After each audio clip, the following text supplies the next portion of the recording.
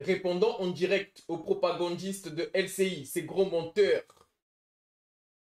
Une arme de plus dans l'arsenal de la Russie, Vladimir Poutine a revendiqué le tir d'un nouveau missile de moyenne portée en Ukraine.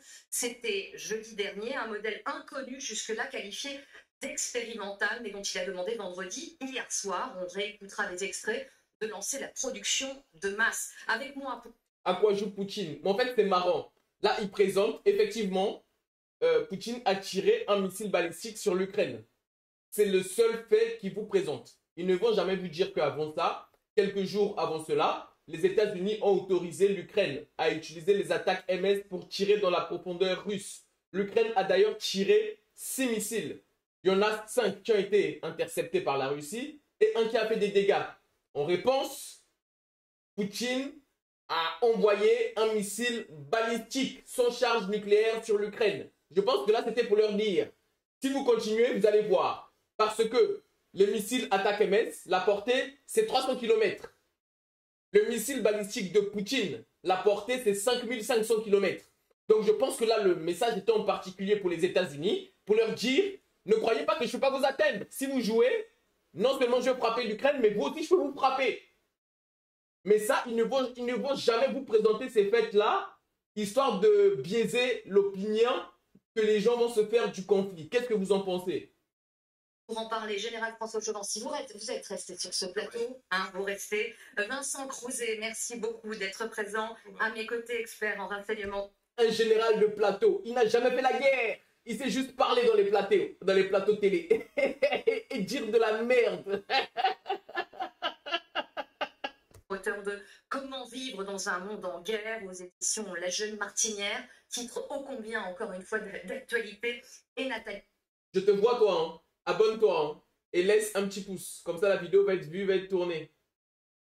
On est là, 6000, bientôt 7000 abonnés. On va chercher les 15 000 abonnés. Donc, abonne-toi. Viens, on fait des réactions. Et si tu t'abonnes aussi dans les shorts, tous les jours, on poste des vidéos d'actualité. Tous les jours, il y a au moins 5 vidéos d'actualité qui sortent en short. Donc, abonne-toi. On continue. Elishra, merci beaucoup d'être avec moi, française d'origine ukrainienne, membre de 4 associations ukrainiennes, dont Femmes ukrainiennes de France. Avant de... Pas une, pas deux, pas trois, 4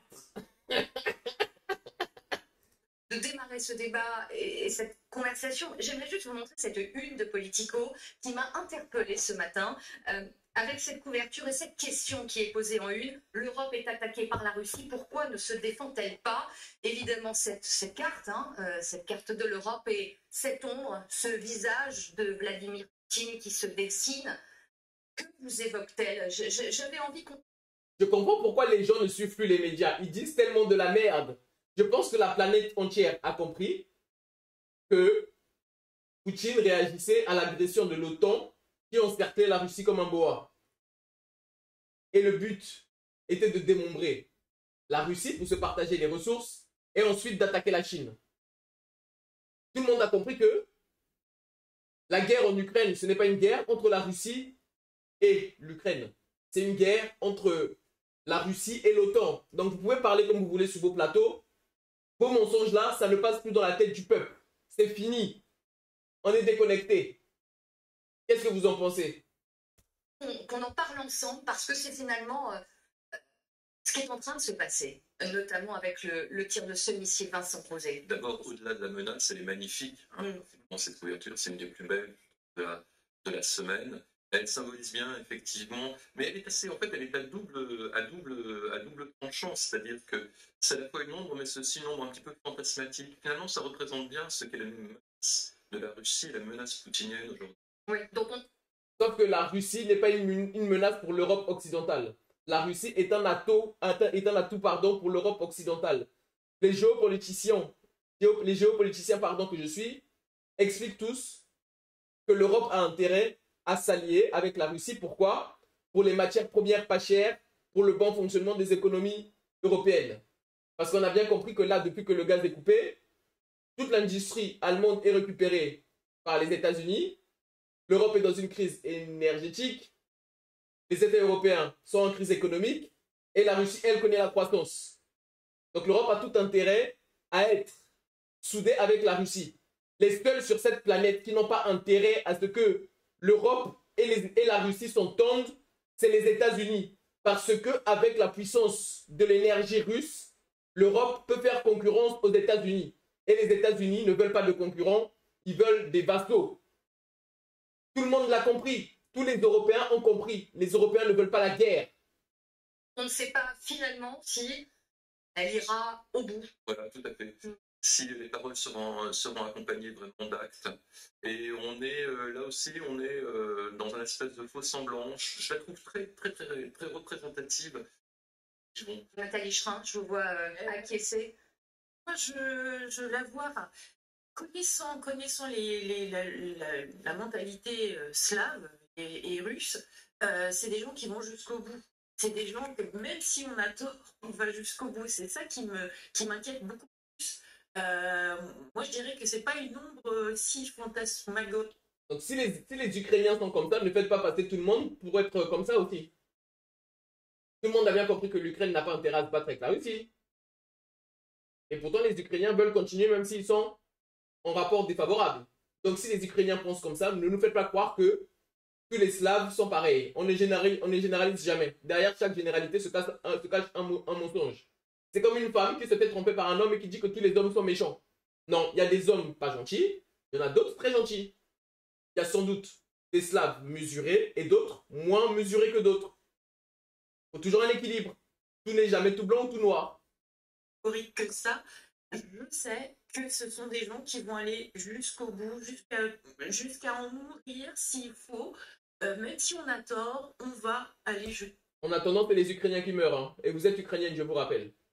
Oui, ça me fait peur. Parce qu'on évoque évidemment Vladimir Poutine et la menace nucléaire. Général Chevancy, vous avez mis vos lunettes pour observer de près cette une. Qu'est-ce qu'elle vous évoque? Non, mais je partage ce qu'a dit Vincent, elle est très significative. Arriver à mettre dans un seul dessin toute la problématique géopolitique de l'Europe, c'est fantastique. Maintenant, indirectement, ça pose la question. Et on fait quoi? Et la question... Toute l'élite est soumise aux intérêts américains. Il n'y a aucun dans l'élite qui défend l'intérêt de l'Europe ou même de la France. Ils sont tous soumis aux intérêts américains et de l'OTAN. Il n'y a pas beaucoup de réponses parce qu'on parle beaucoup, on fait un peu et on ne fait pas tout ce qu'il faut. Voilà, c'est tout simple. Hein. Je suis très pragmatique.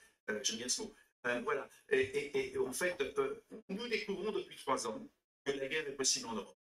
Ça a été annoncé dans différents livres blancs, en particulier. Mais finalement, le monde européen ne s'intéressait pas. Non, on commémore aujourd'hui les 80 ans également de la libération de la France. C'est quand même un signe assez important. On peut dire qu'en fait, il y a aussi le plus jamais ça, comme on l'a connu en 1918, jamais la guerre. Et tout a été fait pour que la guerre n'arrive jamais, y compris pour le droit international, qui devait résoudre tous les problèmes par la négociation. La réalité d'aujourd'hui, c'est... Sauf que le droit occidental s'est effondré. Pourquoi? Parce que les Occidentaux eux-mêmes qui ont contribué à le mettre en place ne le respectaient pas.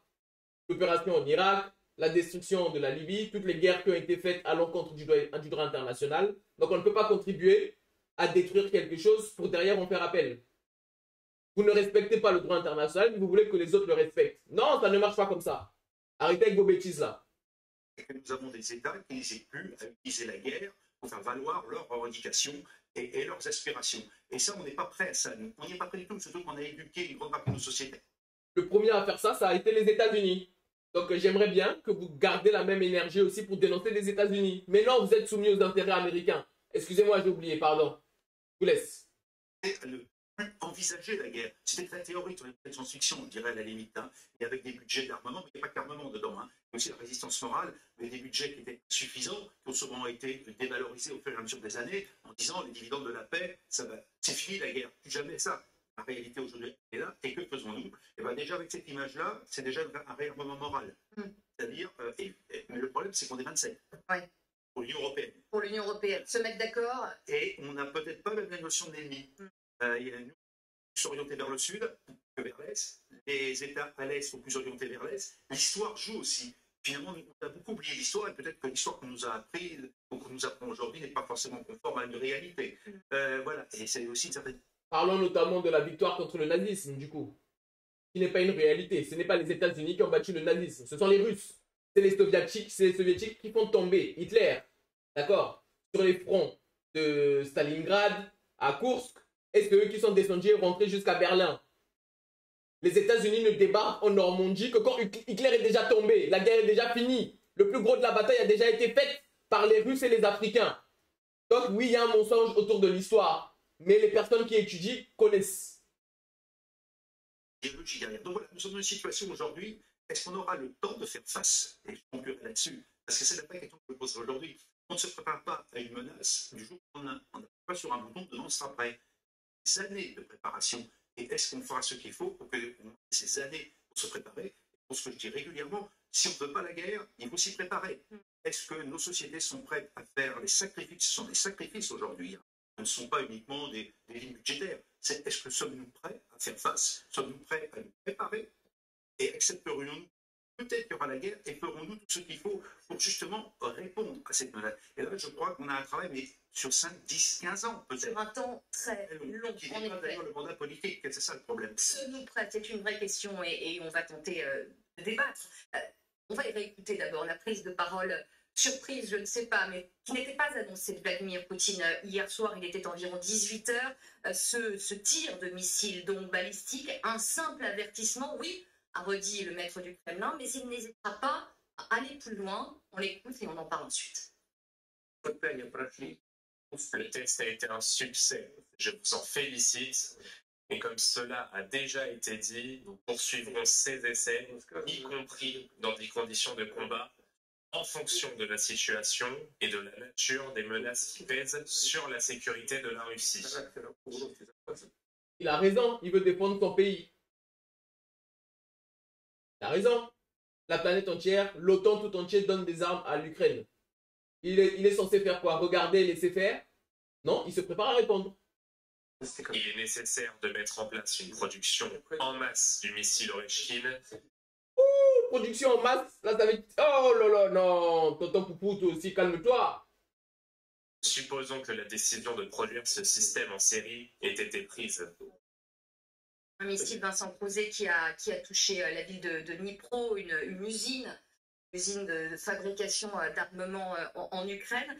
Quand il parle, le président russe, d'une production en masse aujourd'hui de ces missiles, c'est le signe peut-être que le tir de cette semaine n'était pas un avertissement, mais bien le début d'une longue série. L'interprétez-vous comme cela? Oui, enfin, c'est plus qu'un avertissement, c'est de l'intimidation. Et quand il parle de test, en fait, c'est un tir militaire sur un objectif très précis. On est au-delà du test, bien entendu.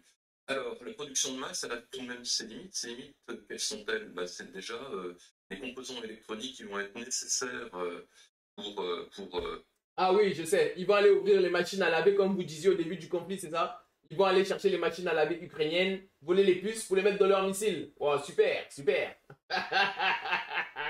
pour ces missiles balistiques.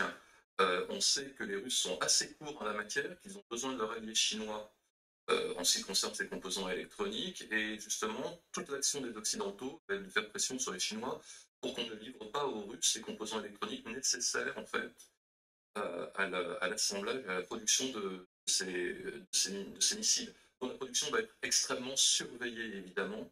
Ce sera une production industrielle, même si elle se... Mais on a la possibilité de surveiller cette production? Possibilité, comme on a la possibilité aujourd'hui de surveiller de manière très précise les sites où sont stockés les têtes nucléaires, en fait, de la force stratégique russe, des sites qui sont tous identifiés par les services de renseignement occidentaux, qui sont surveillés de manière électronique, de manière évidemment spatiale, avec certaines limites dans la mesure où ce type de missile peut être envoyé aussi par le lanceur peut être un camion, c'est ce qu'on appelle un TEL, un véhicule transporteur, érecteur et lanceur, donc qui est très mobile et qui nécessite en fait 1 heure de préparation avant l'envoi du missile. Ce qui s'est d'ailleurs passé à Astrakhan. Oui. On va effectivement s'inquiéter, faut-il s'en inquiéter de la portée de ce missile et de cartes très parlantes, notamment très... À 5500 km, là, c'est toute l'Amérique et toute l'Europe qui est à la portée de la Russie, là. Personne ne va y échapper. Là, de nos confrères britanniques du Daily Mail, Nathalie Schra, on évoquera aussi la crainte à Kiev et plus largement dans toute l'Ukraine, avec des images aussi que l'on a revues ces derniers jours d'habitants de la capitale ukrainienne et plus largement aussi dans le pays qui se réfugient dans des abris, dans le métro de la capitale ukrainienne.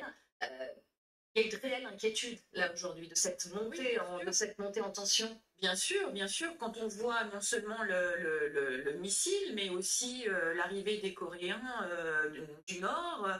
On a entendu des Sri Lankais qui seraient arrivés aussi en Russie. Et du côté ukrainien, on a aussi l'Amérique latine, des Colombiens qui arrivent, c'est-à-dire que on voit qu'il y a un élargissement du conflit à tous les pays possibles et imaginables. J'aurais jamais pensé que des Colombiens auraient pu vouloir aller se battre avec les Ukrainiens. Et ça, c'est une snipeuse ukrainienne qui nous l'a dit la semaine dernière. Effectivement, elle voit de plus en plus de nationalités différentes. Donc ça, plus ça, plus ça. Et comme je disais il n'y a pas tout à l'heure, je disais la Russie grignote du territoire, mais grignote aussi des lignes rouges. À chaque fois, il pousse, et il n'y a pas tant que ça de réaction de notre part. Et c'est le moment. Pour nous, on est 500 millions d'Européens, on a des ingénieurs, on a des entreprises, on a de l'argent. Désolé de vous l'apprendre, hein, mais les perdants n'ont pas leur mot à dire. Ils ont juste à subir. L'Afrique le connaît très bien. À l'Europe de l'apprendre maintenant. Vous avez trouvé plus fort que vous, les Russes. Donc, quand on est face à un fort, on se tait et on regarde le fort parler. C'est sûr que c'est plus dur à la fin du mois, on est bien d'accord. Mais on est quand même des pays industrialisés. On est capable de se débrouiller et d'aller vite aussi. Non, l'Europe s'est désindustrialisée pour augmenter les gains pour les actionnaires. Il a fallu délocaliser les entreprises en Asie.